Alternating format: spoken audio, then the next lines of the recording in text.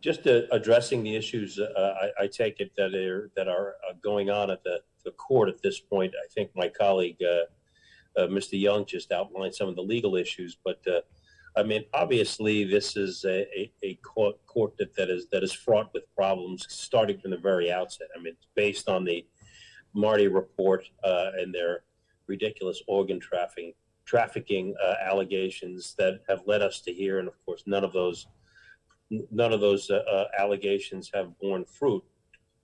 What we do have, notwithstanding the protests of the prosecutor, is an indictment of the entire KLA.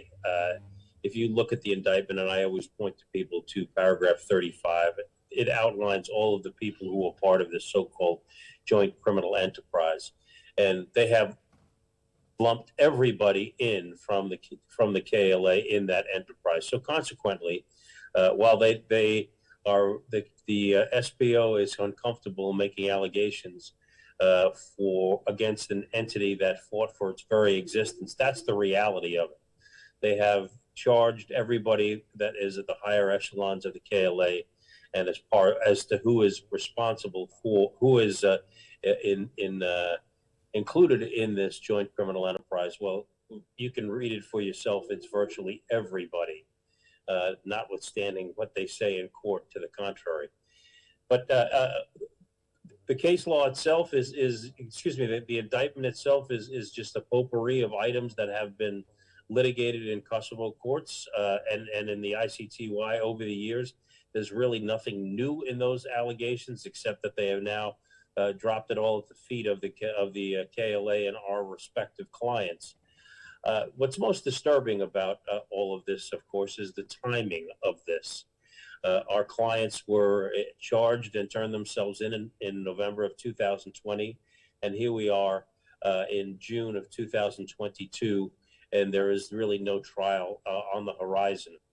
When this case was indicted, or with the initial proceedings before the pretrial judge in November of 2020, the SBO maintained that they would be ready for trial in the spring of 2021, more than a year ago today.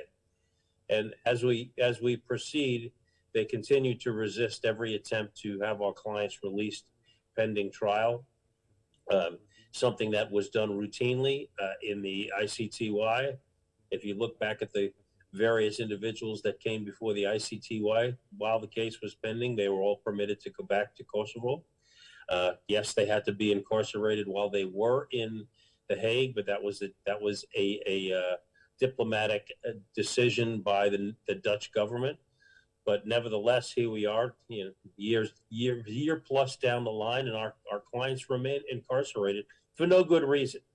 They've been given every assurances that our clients will be monitored in Kosovo or in third countries should they be released, but we have released nothing.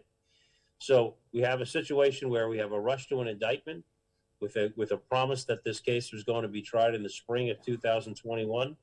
It's likely not to be started in 2022. If it does, it will be the end. And still, as we move forward, for those who have attended some of the court sessions by video, you recognize that the SBO has still not completed all their discovery disclosures as they're required to do by the court rules. So you take all of those items and you take that on top of the fact that there are redactions from the indictment. Frankly, I've never seen an indictment in my career that is redacted like this. We have any number of non-disclosure of witnesses identifications. We have our clients that remain in custody for well over a year with no prospect in sight, and no alternative but to proceed and raise these claims while no one monitors the conduct of the KSC on a weekly, monthly, or yearly level. Keep in mind that every other international court had some entity that was monitoring them. My colleague, Mr. Young, mentioned that there is nobody examining the Kosovo specialist chambers to find whether or not they are treating individuals fairly, whether or not they're abiding by the law, of Kosovo, because as Mr. Young mentioned, this is a Kosovo court.